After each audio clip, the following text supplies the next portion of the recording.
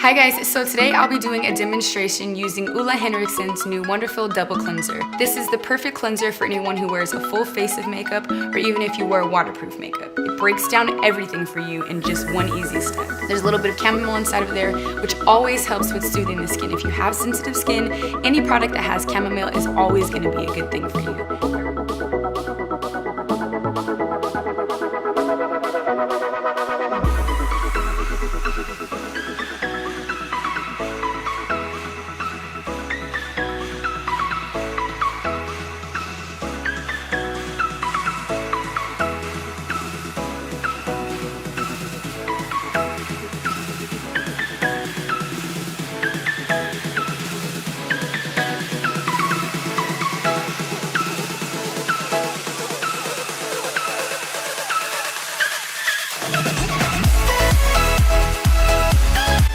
The key to a flawless makeup application is always going to be your skincare. As you can see, this product is extremely easy to use. What I did was dampen my face with the So Nurturing cloth.